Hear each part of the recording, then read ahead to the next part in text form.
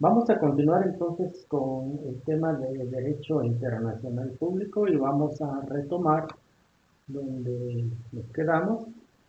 Vamos a ir a la diapositiva que tenemos como inicio de la segunda parte del tema. Aquí estamos ubicados. Eh, Quiero anticipar que estas convenciones, pues acá en la presentación, realmente solo vamos a dar algunas generalidades, no vamos a profundizar en cada una de ellas, ya será interés de cada quien que ustedes busquen más información. Todas las convenciones que están acá las pueden encontrar en internet, pero esto solamente es como una enunciación o un enunciado, una lista enunciada de las convenciones sobre el derecho internacional humanitario. Antes de 1864, e inclusive 1000 años antes de Cristo, pues las normas que regulaban los conflictos de haber existido, pues eran consentidas por las partes que se iban a enfrentar y pues aplicaba únicamente a ese contexto, ¿verdad? A ese evento.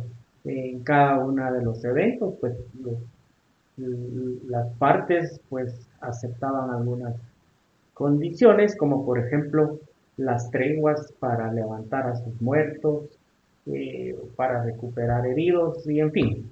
Pero no había nada escrito. Lo, lo primero que empezó a codificarse fue a partir de lo que ya comentamos con Henry Dunant, que él fue el que creó la Cruz Roja Internacional y que en esta convención de 1864 pues ahí se da inicio entonces a este derecho y pues atendieron las propuestas del señor Henry Dunant para crear la Cruz Roja Internacional y a partir de ese momento entonces empieza una serie de convenciones y tratados internacionales que más tarde pues se van a unificar y van a componer ese cuerpo jurídico de lo que hoy conocemos como el derecho internacional humanitario.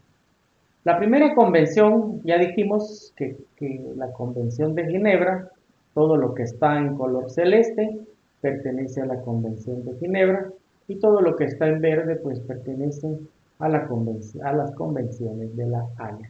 Recuérdense que las convenciones de Ginebra tienen como tema principal la protección humana, el hombre, el ser humano, mientras que la convención o las convenciones de la Haya pues se dedican a limitar o regular los medios y los métodos que se utilicen en los conflictos armados.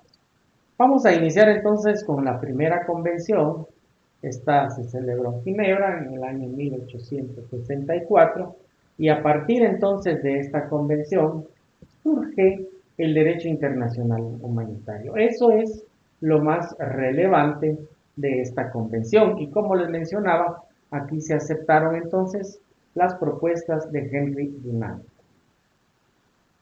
4 años más tarde se inician las convenciones de la Haya y vamos a ver que la primera de ellas pues fue una convocatoria de un zar de Rusia. Esta se llevó a cabo en 1868 y lo que trató esta conferencia y esta convención fue limitar eh, el uso de balas explosivas, ¿ya? Y desde aquí entonces ya se marca la tendencia de que el derecho de la Haya va a regular los sistemas o los medios o los métodos para hacer la guerra. Cuando hablamos entonces de balas explosivas, nos estamos refiriendo a ciertos medios que se utilizan para los conflictos bélicos. Y aquí entonces la idea era prohibir que se usaran balas explosivas porque no cabe duda que causaba un daño mayor del que era necesario para lograr un objetivo militar. La segunda convención, y esta también es de La Haya, esta es en 1899, aquí sí ya transcurrieron aproximadamente 30 años, y aquí, bueno, otro zar también, otro zar de Rusia. Esta es la primera conferencia de paz, fue una reunión que convocó el zar Nicolás II, y aquí hay bastantes convenciones que su propósito era poner algunos límites en los males que causaban la guerra.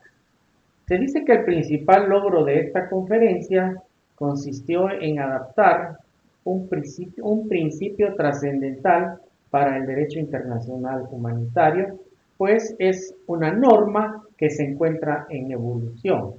Su iniciador es Friedrich Frohnholt Martins, y ya hablamos algo de la cláusula Martins, que fue en esta conferencia en donde él propuso que fuera un portal para que si no había nada regulado en ese momento de algún sistema, de algún medio, de algún método para hacer la guerra que fuera empleado más adelante, pues que entonces se aplicara siempre las regulaciones del derecho internacional humanitario.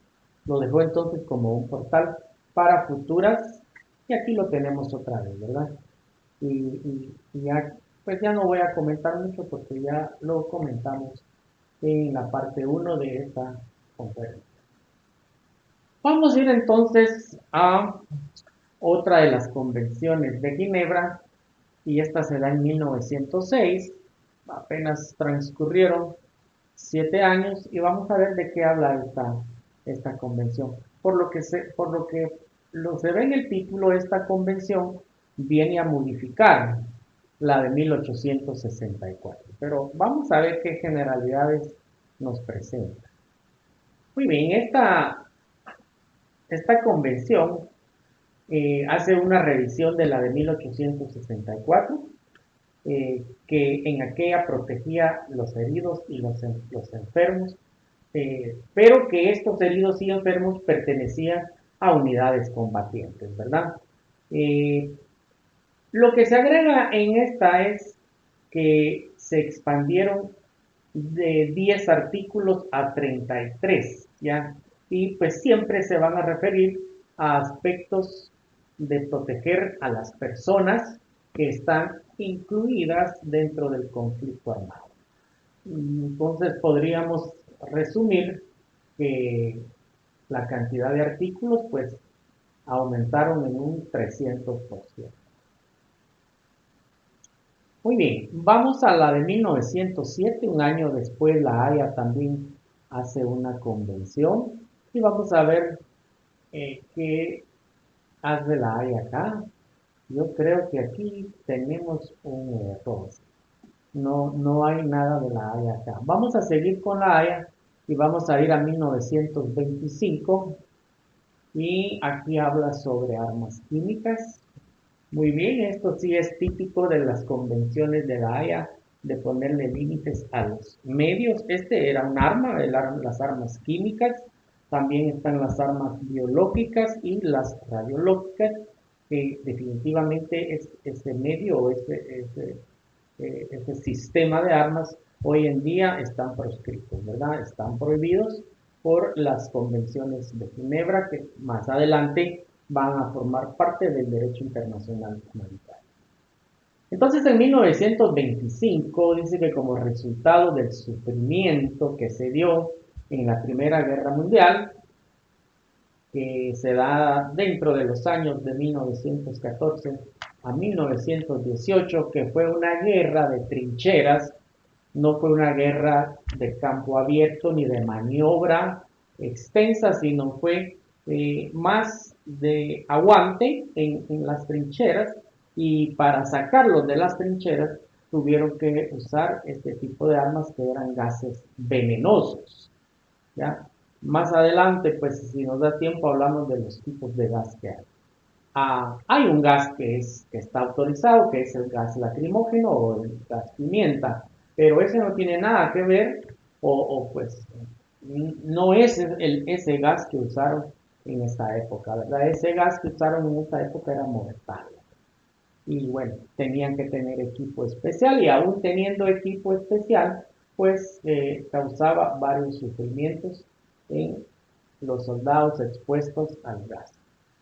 Vamos a la de 1929, esto ya es de Ginebra. Vamos a ver qué nos dice esta convención. Ah, muy bien. Eh, esta convención, por lo que miro, y miro el símbolo aquí de la media luna roja, hay, pues bueno, esto tiene una génesis religiosa. Resulta que la cruz para los islámicos o para los que son de la religión islámica, pues es maldita, entonces una cruz no la pueden ellos usar. En cambio usan una media luna porque es el símbolo del Islam, ¿verdad? Entonces, aquí en esta conferencia, pues para toda esa parte del mundo árabe, eh, no se hace, no se alude al organismo internacional con una cruz roja, sino con una media luna roja. Y pues desde ese momento entonces quedó establecido en esta convención de que los símbolos van a ser dos y más adelante van a ser tres, ¿ya? El diamante también. Pero bueno, por el momento dos. Aquí entonces se queda como un reconocimiento oficial el uso del emblema de la media luna roja.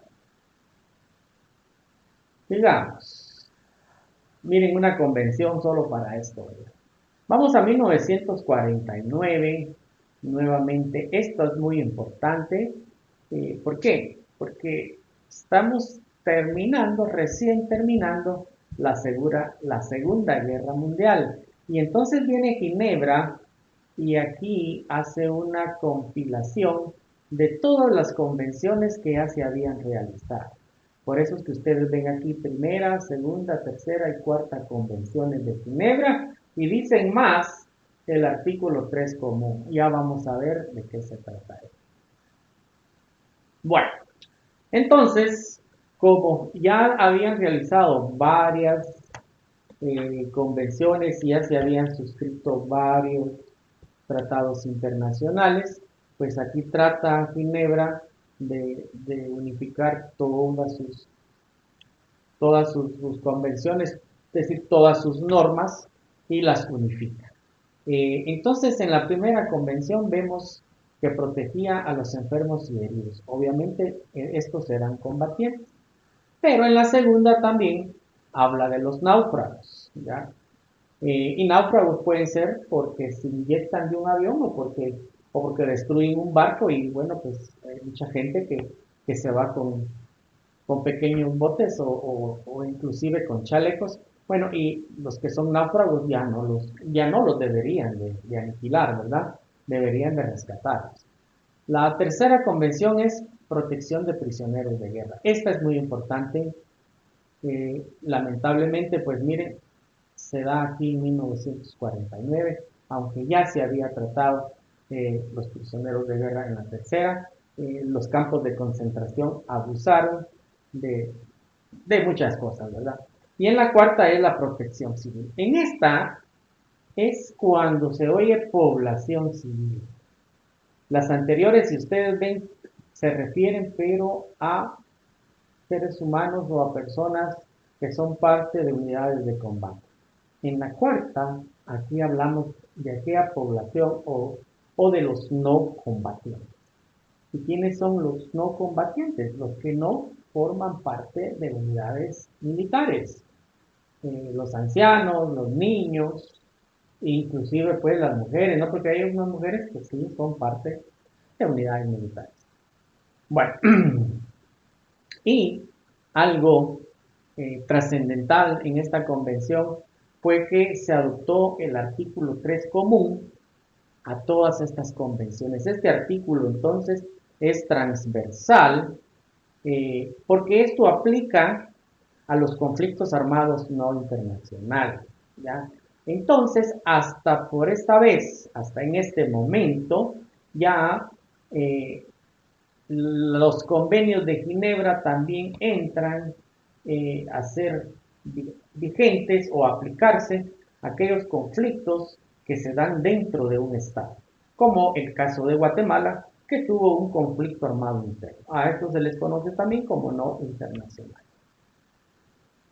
Y aquí entonces doy una explicación de los convenios de Ginebra de 1949, ¿verdad? El primer convenio pues protege a los heridos y los enfermos, y esta es la versión actualizada sobre la primera convención bueno, hace una integración de todas estas convenciones, de la de 1864, 1906, 1929. Entonces, esta cuarta convención ya integra 64 artículos y aquí ya incluye a todo lo que se había tratado de forma individual en cada una de estas convenciones.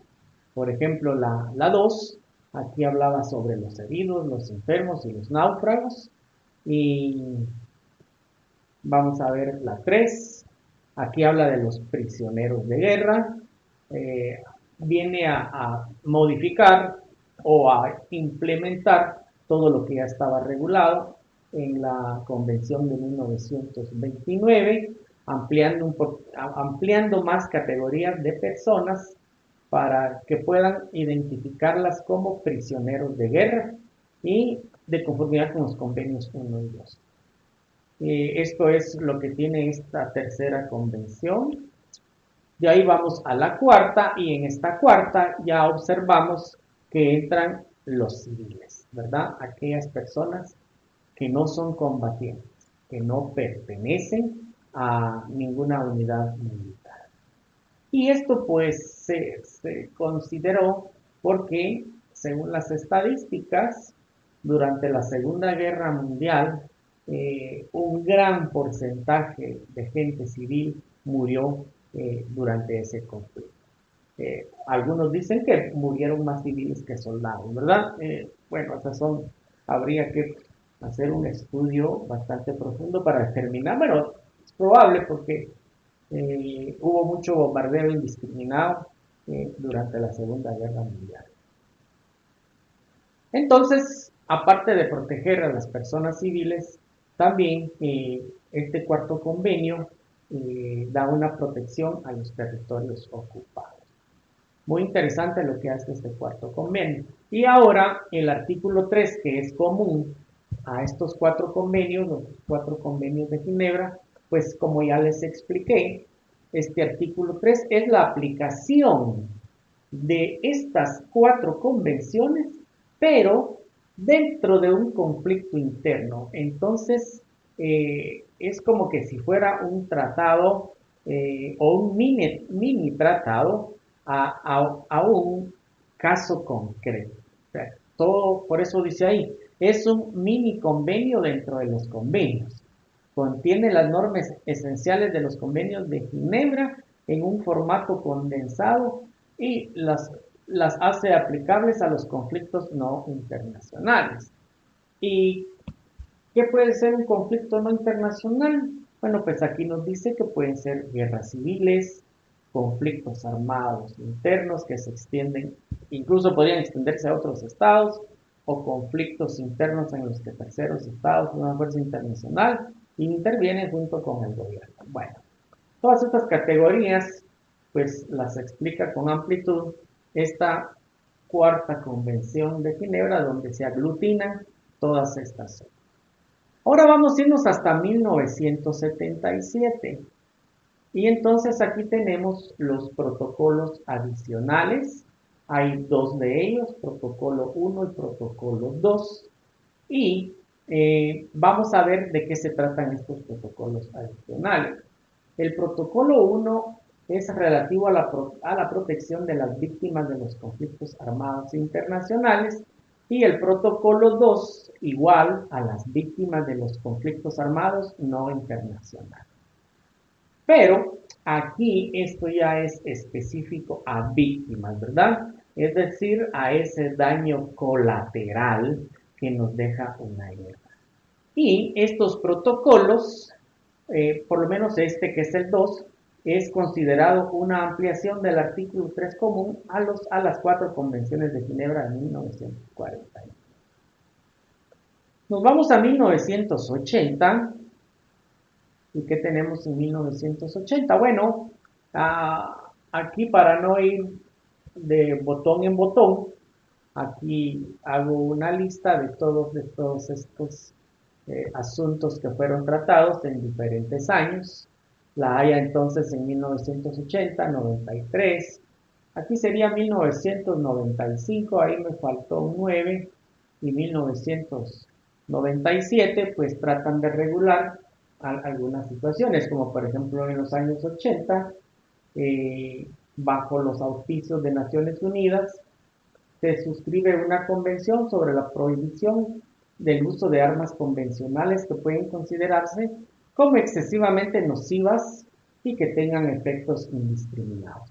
Recuérdense que a partir de 1980, pues Rusia y todavía era actor principal, todavía el orden mundial estaba entre este y oeste, y Estados Unidos y Rusia pues mantenían una carrera armamentística de armas de destrucción masiva.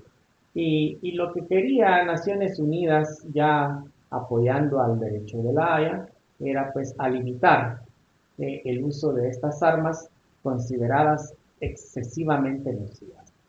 Y básicamente también prohibía el uso de minas, tra trampas cazabobos, armas incendiarias y fragmentos no detectables. En el 93 se prohíbe el desarrollo y almacenamiento de armas químicas, ¿verdad? Las armas químicas, ahí se incluyen todos estos gases, ya quedó entonces proscrito el uso de este tipo o este medio de hacer la guerra.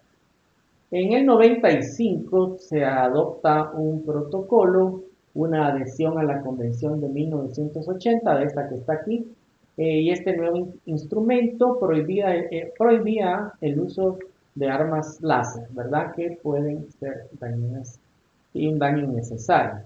En 1997, y esto es muy importante, la Convención de Ottawa, aquí prohíben el uso, almacenamiento y la transferencia de minas antipersonales. Todavía hay muchos lugares en el área del lejano oriente donde se dio la guerra de Laos, Corea, Vietnam, y bueno, todas esas guerras irregulares, hay mucha siembra de minas en un montón de territorio de estos países. Muy bien, vamos a irnos protocolo de armas químicas. No sé si me queda aquí. Vamos a ver. Aquí regreso. 95, ya lo vimos. Sí, ya 96 también, ya lo vimos. 97, está lo mismo, ¿verdad? Aquí la seleccioné. Vamos a la de 2005. Bueno, aquí están los tres iconos y aquí está una explicación. Tiene un conflicto eh, religioso, ideológico. La cruz es para los cristianos, la media luna es para los musulmanes y el diamante rojo es para los judíos. Miren, aquí están representadas las tres religiones más grandes monoteístas que existen en la Tierra. Muy bien, aquí pues entonces ya vimos algo de esto. Vamos a irnos aquí y ahí nos vamos. Un pequeño resumen ya entonces para ir aterrizando. Entonces tenemos que hay un derecho a la guerra, pero que dentro de ese derecho a la guerra tenemos que buscar una justicia y para buscar una justicia hay que aplicar el jus in bello, es decir, las reglas, las normas, las leyes dentro de ese contexto. Eso es lo que persigue el derecho internacional humanitario, ¿verdad? Entonces, para esto tenemos el derecho de Ginebra que limita, perdón, este protege al ser humano no importa si es o no es combatiente, si participa o no participa, porque aquí se protege la vida. Y el derecho de la Haya, que limita o prohíbe el uso de algunos medios y métodos que son innecesarios y que van a causar un daño mayor del que se esperaría para cumplir los objetivos que se pretenden dentro de un área. Esto fue lo que expliqué ahorita, ya no lo vamos a explicar.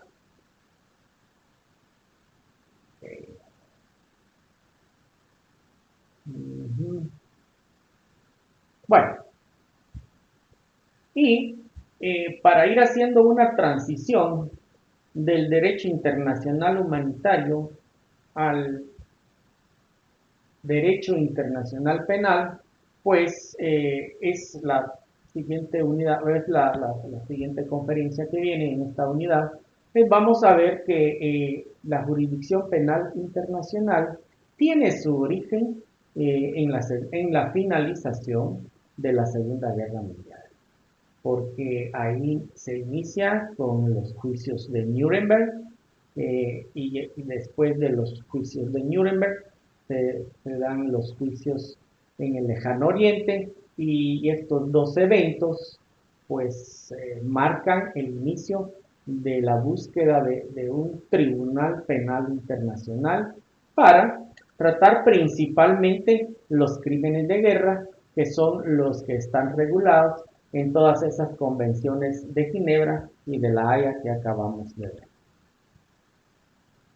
Y entonces, al final, pues ya a principios de este siglo, contamos con una Corte Penal Internacional y que tiene competencia sobre 4 crímenes. Ya, claro, estos crímenes son extendidos, ¿verdad? Cada uno de ellos tiene una serie o varios presupuestos. Entonces, tenemos el crimen de genocidio, los crímenes de lesa humanidad y los crímenes de guerra. El crimen de agresión al inicio pues no se pudo regular porque los estados poderosos son los únicos que tienen la capacidad de invadir otro estado, ¿verdad? Pero vemos que tal vez no se cumple esto porque ahorita esa unidad militar de Hamas pues ataca a Israel, ¿verdad? Y que en realidad no es una organización tan poderosa que digamos, pero bueno, ese fue el pretexto y vamos a ver que más adelante, después de que ya tiene algunos años de funcionar la Corte Penal Internacional, los países en alguna de las reuniones se han dado, pues tratan este asunto y finalmente lo incluyen 10 años más tarde. ¿Cuáles son los desafíos contemporáneos del derecho internacional humanitario? Pues es que realmente proteger, ¿ya?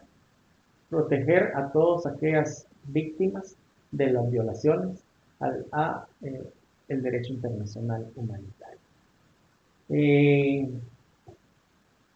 También plantean retos en cuanto a la clasificación de los conflictos armados hasta el empleo de nuevas tecnologías. Siempre se está vigilante de qué descubrimientos o qué avances hay, y obviamente las tecnologías han multiplicado el poder destructivo de las armas, pero también entonces paralelamente el derecho internacional estará en vanguardia para tratar de limitarlos o de prohibirlos si es que se permitiera, ¿verdad? Es necesario comprender que estos retos que aborda el derecho internacional pues cumple una función de protección dentro de los conflictos armados únicamente. Aquí está lo que debe de hacer y ser la misión del Comité Internacional de la Cruz Roja. Y pues bueno, algunas preguntas. Y aquí hay algunos videos, pero me gustaría ver uno de los videos que tengo por acá para que nos quede como, bueno, como un resumen, como un pequeño resumen de todo lo que yo acabo de hablar. Vamos a buscarlo.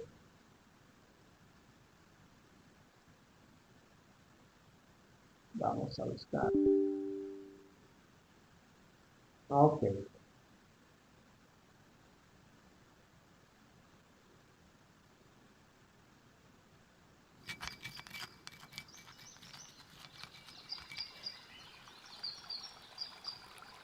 Los seres humanos siempre han recurrido a la violencia como forma de resolver controversias.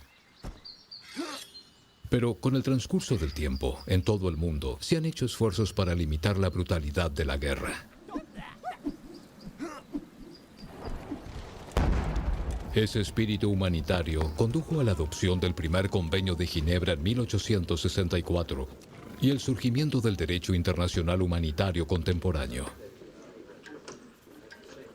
Esas leyes universales establecen límites a los modos de librar las guerras y protegen a quienes no participan en las hostilidades y a quienes ya no están en condiciones de hacerlo.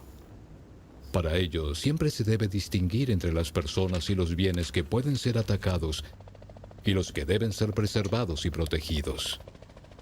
Además, nunca se debe atacar a los civiles. Hacerlo sería un crimen de guerra. Cuando llegaron a nuestra aldea, nos gritaron que nos iban a matar a todos. Yo tenía mucho miedo y fui corriendo a esconderme en el monte. Oí a mi madre gritar. Pensé que nunca más la volvería a ver. Se debe tomar todas las precauciones posibles para evitar causar daños a los civiles o destruir bienes esenciales para su supervivencia. Tienen derecho a recibir la ayuda que necesiten.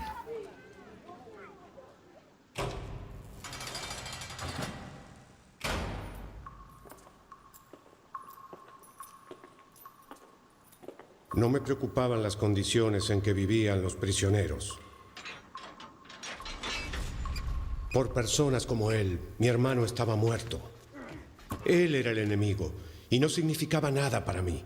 Pero después me di cuenta de que tras las rejas, él estaba fuera de acción y ya no era una amenaza para mí o mis familiares. Las leyes de la guerra prohíben la tortura y los malos tratos a los detenidos más allá de su pasado. Los detenidos deben recibir alimentos y agua, y se les debe permitir comunicarse con sus seres queridos. De ese modo se preserva su dignidad y se los mantiene con vida.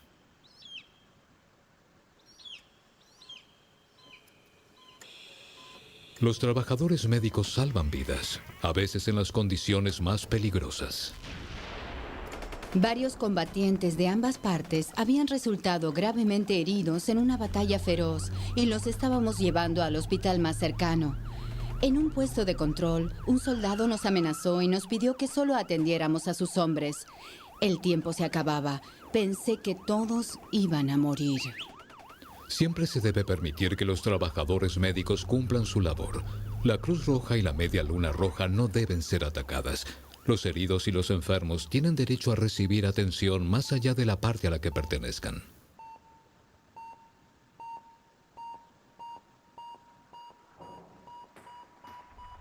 Los avances en tecnología armamentística han requerido una adaptación de las leyes de la guerra. Dado que algunas armas y métodos de guerra no distinguen entre combatientes y civiles, se ha acordado establecer límites a su empleo.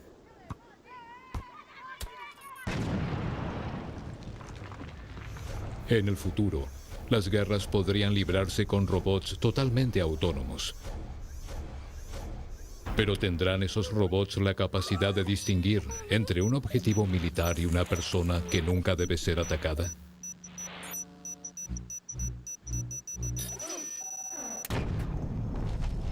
Por más sofisticadas que sean las armas, es esencial que su empleo se atenga a las leyes de la guerra. La finalidad del derecho internacional humanitario es que las decisiones que se tomen preserven un mínimo de humanidad en tiempo de guerra y que sea posible volver a vivir juntos una vez finalizadas las hostilidades.